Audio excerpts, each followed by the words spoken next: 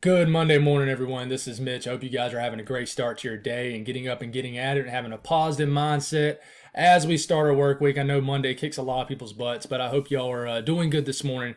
We're going to give you an update on what's going on with this big weather maker as we get into the middle part of this coming work week. There's going to be winter weather, there's going to be severe weather, and we're going to give you the latest and greatest information from overnight into this morning and some model data and compare and contrast some things here. We're going to get a little bit deeper into the specifics of this tonight, so stay tuned for tonight, but we're going to just give you some cut and dry information this morning. So if you guys have not subscribed, definitely hit the subscribe button. I make videos twice a day to keep you guys updated as much as possible. Like the video if you like it. I appreciate the amazing support. Social media links are over there. It's a great way to stay up to date with the latest and greatest information.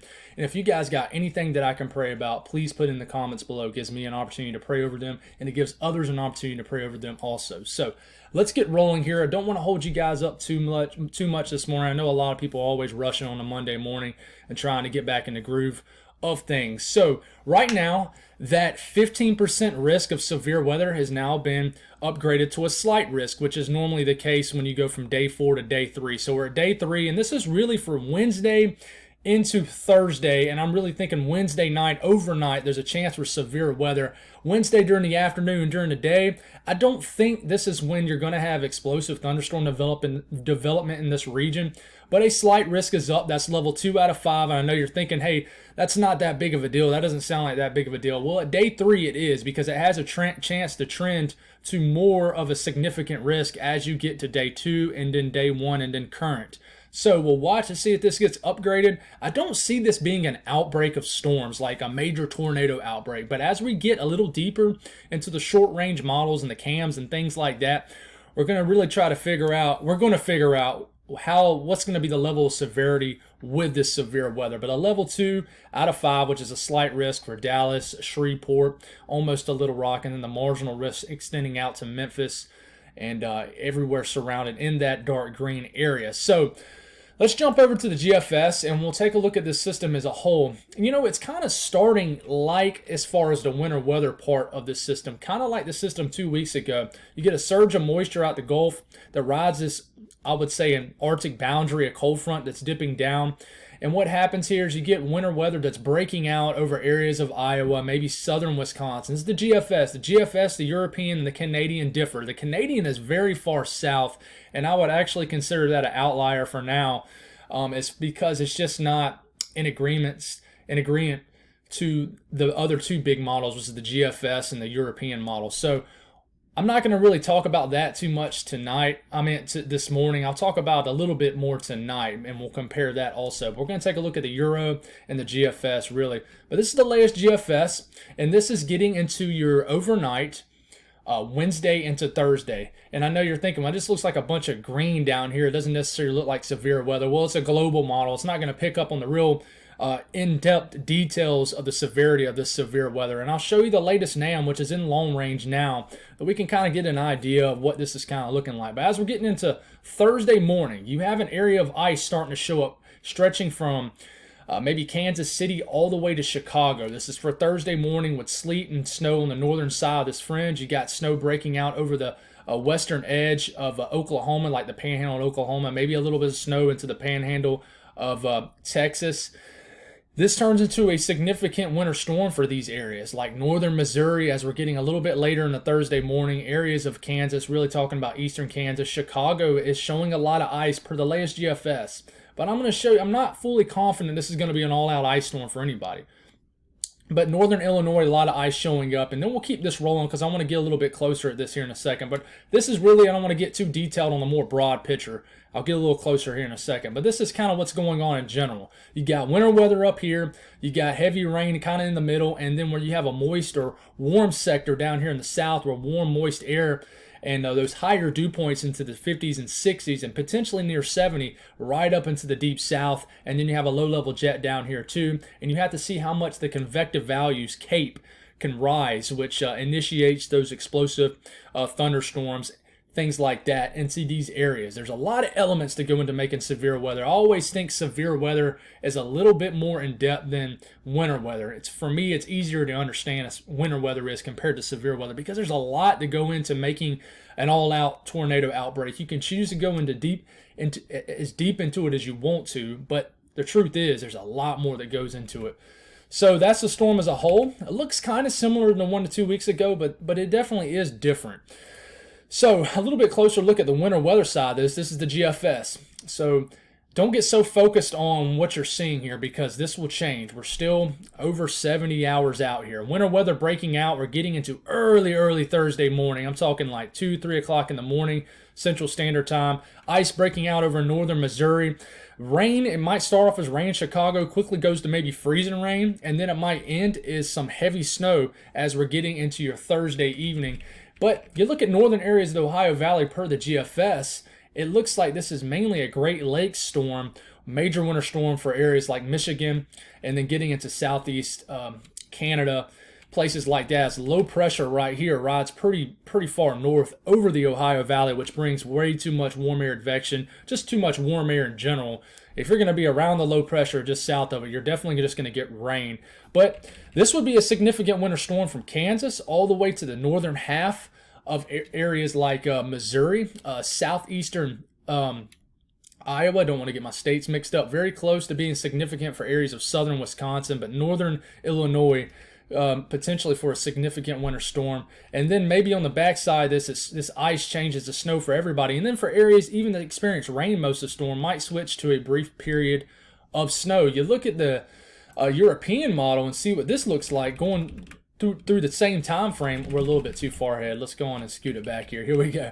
So we're getting into your Thursday morning. Notice the precipitation is developing a little further south. That's due to the fact that this shortwave trough or low pressure down here develops and moves further south. So therefore, more cold air scoots into the storm, suppresses the storm's track a little south, and instead you got a low pressure digging down here into the northern areas, or you can say the southern areas of the Ohio Valley, instead of skirting through here through the northern areas of the Ohio Valley. Therefore, the axis of frozen precipitation is much further south, and areas like Chicago just get some light snow, nothing substantial at all. But then it brings areas like St. Louis more into all frozen precipitation. So you see the big differences here between the Euro and the GFS. It's a big difference between both of them. And we're starting to get into these short range models where we can really figure out what's going to happen here. I think we'll have much more confidence in 24 hours on what's going to happen here. But it's a little different than the storm 2 weeks ago, because 2 weeks ago, I feel like there was a big time agreement with what's going on with both models at this range. Now with this storm, there is not, especially for the winter weather part of the storm. But moving through here, this would bring a lot of snow as we're getting into Thursday afternoon for areas of northern Indiana, maybe areas of central Illinois, and then some winter weather even into northern areas of Ohio. So areas like central Ohio would get into a nasty icing event. Areas like Cleveland could get a wintry mix of everything, and then areas like Buffalo, which I have you guys cut off over here, I'll show you guys some love in the next video, I promise, would show a lot more frozen precipitation in general. So there is an icy part of this storm, and this is the freezing rain potential, but I will mention that there isn't a lot of agreement that this is going to be a big time icing event. You see the blend of all models, it keeps the totals as far as ice pretty far down here. But as far as snowfall totals, the blend of all models for now, we'll compare and contrast the snowfall totals from each model and as we get into tonight. So stay tuned tonight. We'll compare and contrast the latest GFS and the European. But the blend of all models as far as snowfall totals give you about 5 inches of snow for Chicago, maybe a couple inches of St. Louis. We'll see how this trends. But there is a signal even for areas into the Ohio Valley for a couple inches of snow. But I will tell you, and I'll go on and give you a little look at the GFS. The GFS, just the operational run in general, has an axis of very heavy snow well far north. This is the operational run. You take a look at the ensemble run, and it's still in the range of this operational run. So the ensemble run kind of supports the operational run, that this is going to be a big snow for areas of eastern Kansas into areas of northern Missouri, into areas of northern Illinois, south, and big. I don't know if y'all consider 8 inches of snow big in northern Illinois, but it's still a good bit of snow for anybody. And then a big storm for areas of Michigan, and maybe a good little chunk of snow for areas of northern Indiana. So we'll continue to watch that and figure out what's going to happen. As far as the severe weather side of this, we're not going to stay too much into this because we're going to get into these short range models soon. But what we know is low pressure moves over. You watch the severe weather right into here. This is what you call the moist sector, and you back it up here, and it's going to start as early as late Wednesday night into really overnight Wednesday into Thursday. The severe weather starts here, moves into the deep south here. Now you look at the NAM, we're in the short range now, but we're in long range short range, so it's not necessarily reliable. So we look at the time frame, this is probably past midnight. This is an overnight threat. So if you look into, say, Wednesday afternoon, Wednesday evening, there's no moisture here. Nothing's developing, no storm development. So it doesn't really develop it and get really cranked up until late Wednesday night into Thursday morning, and that's when you start to see some moisture. So I know this just looks like green here, but really these could be severe storms around Dallas, and then moving into areas like Arkansas and northern Louisiana, really the entire state of Louisiana, as you're getting into Thursday morning. And then that's when you watch the deep south and see how this develops. But there is some question marks in the deep south of how this is going to develop. So what we know here is there's going to be a stout moist sector. So moving through here, dew points rise as we get into Wednesday. Really, they start rising tomorrow. Dew points start to rise into the 50s and 60s in areas of the south central U.S. and Texas. Dew points well into the 60s, potentially for Dallas as you're working your way into Wednesday evening. So this is your moist air. This is the moist air rising as low pressure pivots and ejects itself across the Midwest and then the Ohio Valley. That steers winds out the south, pulls that moist air out the Gulf, and therefore you have an ingredient, which is that moist air, that surface moisture, which is an ingredient for severe weather. So you have this moist sector rides over the deep south and even areas in the mid-south as you get into the southeast, and then works its way through the end of the work week, and then dry air filters in. So these are dew points, not temperatures, guys. Another thing you look at is the CAPE. This is a big question mark with this setup. How much CAPE are you going to have? Well, I think there'll be a little bit of energy right into here into Texas, for a little bit of convective energy for this right here. And then you're getting into Thursday evening.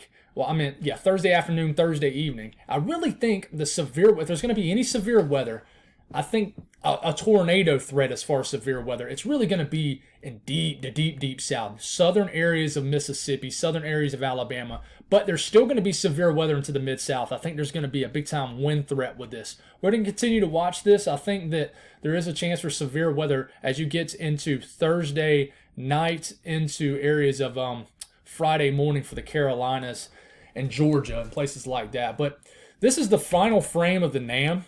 Notice this is for Thursday afternoon, early Thursday afternoon. Notice it looks to me like this is more so a line of storms. But like I said, we're going to get more in range of the short range models as we're getting to the next 24 hours. We're going to try to figure out what happens here. We do know there's going to be a pretty substantial low-level jet as we're getting into Thursday morning, Thursday afternoon across the mid-south and deep south. I'm talking about a low-level jet that's pushing anywhere from 50 to 60 to 70 knots. So there's going to be a lot of wind energy. So I think this is going to be a damaging wind threat regardless if there's a tornado threat. So we'll continue to watch this. I'll give you an update tonight on what's going on here, and we'll keep you up to date with the latest and greatest information.